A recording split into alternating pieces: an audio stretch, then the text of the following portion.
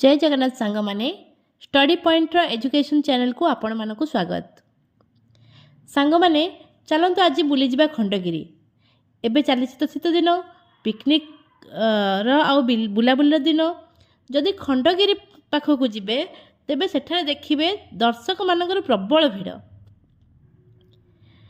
Video देखुता सबु सांग माने केबे ना केबे जीवन रे खंडगिरी देखिथिबे आउ किछि नहेले भी तो ता विषय पढ़ी छोट बेले आउ ता रिलेटेड बहुत किछि कथा शुणी हेले आज आम एमती किछि जानिबा जहाँ आगरू केही केबे शुणी नथिबे देखिथिले भी जानि नथिबे।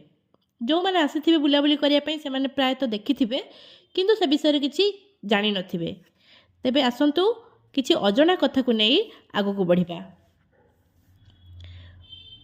भुवनेश्वर नाम थिला एकाम्र क्षेत्र, यह तो समस्त जानती।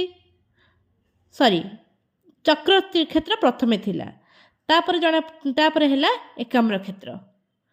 ठीक सेपरी ओडिशार कला संस्कृति ज्वलंत उदाहरण पालटी थिबा भुवनेश्वर सहर छाती को चिरी ऊपर को उठिथिबा खंडगिरी और उदयगिरी पहाड़र पुरातन नाम थिला कौन?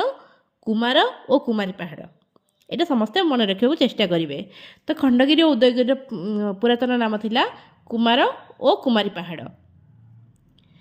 सेठारे आमे जानिछन समस्ते जे खारबेलंकर महान कीर्ति हाथी गुंफा रही, रानी गुंफा रही, जैन मंदिर भी रही। किंतु आमे आउ कौन जानी नाहंती ना आगरू सेठारे रही 752 गुंफा, जहाँ वर्तमान अनेक देखा मिलू नहीं, भग्न अवस्था रही। आहुरी 5टी पुष्करिणी एबे भी अच्छी, जेमिति कि राधाकुंड, श्यामकुंड, आकाशगंगा, गुप्तगंगा और रानीकुंड। ये हूँ 5टी पुष्करिणी जो गुड़िक पर्वतर शीर्ष देश थिले मध्य एबे भी रही 2 ରୁ 3 मणिष पानी। केते आश्चर्य कथा ना, एते ऊपर थाइकी भी से पानी भी रही पारुची। एक कथा कौन आपण मैंने आगुरी जानी थिले?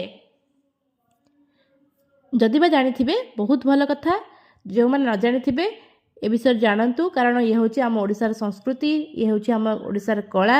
सेठिकार साधु मान सहित कथा हेले जना पड़े जे जेते बेले ओडिशा रे ब्राह्मण माने आसिकी जो आम जजाति केसरी यज्ञ सब विभिन्न यज्ञ करथिले, सेते बेले ओडिशा को बाहर ब्राह्मण माने बेसी आसीथिले ना। तो ता पूर्वर मध्य सेठारे शून्य को पूजा करा जाए सेठारे। ठीक अछि, तो आशा करे भिडियोटी आपण मानकु बहुत भल लागिथिबो।